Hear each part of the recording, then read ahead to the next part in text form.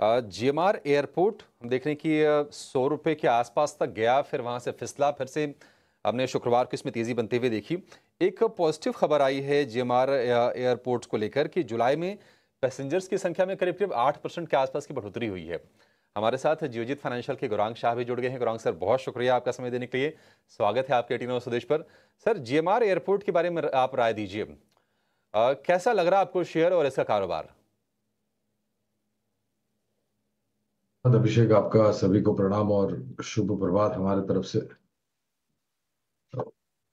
ऐसे तो कवरेज नहीं, इसलिए विशेष रूप में खरीदारी करने की, बेचने की या बने रहने की तो राय नहीं दे पाएंगे। लेकिन जिस प्रकार से परिवर्तन हो रहा है पूरे भारतवर्ष में, खास करके जो सरकार के तरफ से उड़ान और उड़ान 2.0 जमीनी स्तर पर लागू किया, हमने ये भी देखा है कि पिछले 10 सालों में किस प्रकार से अलग अलग छोटे मझौले शहरों को जोड़ने का प्रयास किया है सरकार ने हवाई यात्रा के द्वारा। तो और अगर आने वाले समय में जिस प्रकार से ये ऑपरेट करते हैं एयरपोर्ट्स, अगर ये संख्या बढ़ती है तो जो परिस्थिति थी बैलेंस शीट की, उसमें बहुत बड़ा सुधार हुआ है। क्योंकि एक समय पर ये मेरे ख्याल से lower single double digit stock हुआ करता था, और फिर सुधार हुआ। कुछ कारोबार थे उनको अलग करके बेच दिया, मुख्य कारोबार था उस पर जोर दिया।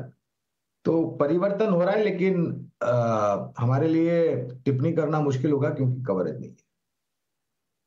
हम गौरांग जी बात करें तो देखिए, सुबह से हमने कई सारी जो न्यू एज टेक कंपनीज हैं उनकी भी चर्चा कर ली है।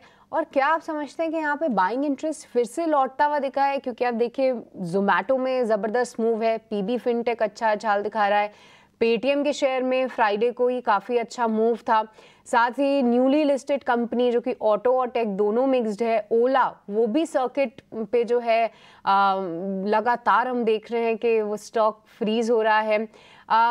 क्या नजरिया रखते हैं आप इन न्यू एज टेक कंपनीज पे, और आपकी टॉप बेट्स यहाँ पे कौन सी हैं गौरांग जी?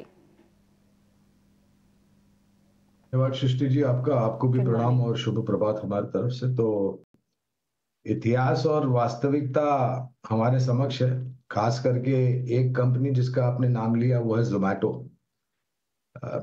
मेरे ख्याल से हमने हमारे चैनल 18 स्वदेश पर जब ये लिस्ट होने वाला था, 76 के आसपास मेरे ख्याल से इसका भी फ्लोर प्राइस था, जिस प्रकार से ओला इलेक्ट्रिक का 76 का फ्लोर प्राइस था। और दोनों में ही, ओला इलेक्ट्रिक और जोमैटो में, हमने आईपीओ के समय भी चर्चा की थी।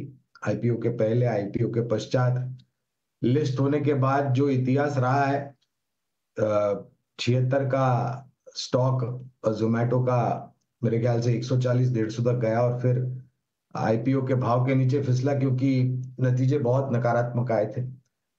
फिर से हमने तभी उसी समय राय दी थी कि अगर निवेश है तो बने रहे, अगर नहीं है तो कर सकते हैं। और आज आ, ये सुन के अच्छा लगता है कि लोग 325 350 के लक्ष्यांक लेके आ रहे हैं।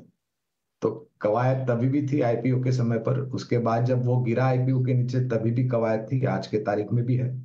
और मेरा हमारा जो एक दृष्टिकोण था, सृष्टि के ब्लिंकिट से योगदान, जो कि एक बहुत भारी बोझ के रूप में बैलेंस शीट पर बैठ रहा था, अब वो कमाऊ बेटा हो चुका है और बहुत ही शानदार तरीके से योगदान दे रहा है। तो आज के तारीख में भी निवेश की राय है। ओला इलेक्ट्रिक में अगर आईपीओ में निवेश किया है तो बने रहे। एक ही दिक्कत है, सर्किट पे सर्किट लग रहा है। वास्तविकता अब शायद लोग ये भूल रहे हैं कि इनकी बैलेंस शीट पर 1500 करोड़ का नुकसान है, जिसको मेरे ख्याल से निकालने के लिए इनको कम से कम 1.5-2-3 साल लगेंगे, और फिर मुनाफे में आएगी कंपनी। तो ये जो सर्किट पे सर्किट चलता है ना सृष्टि, तो मुझे थोड़ा बहुत भय लगने लगता है। लेकिन हाँ, अगर आईपीओ का निवेश है तो बने रहे। उसी तरीके से पेटीएम का भी इतिहास हमारे समक्ष है। परिवर्तन हो रहा है, लेकिन समय लगेगा सुधार होने के लिए। सभी न्यू एज टेक कंपनीज पे गौरांग जी ने राय दी। ओला इलेक्ट्रिक, साथ ही जोमैटो और पेटीएम, ये तीनों ही काउंटर्स पे नजर रखे, और गौरांग जी ने भी अपना नजरिया शेयर किया। पर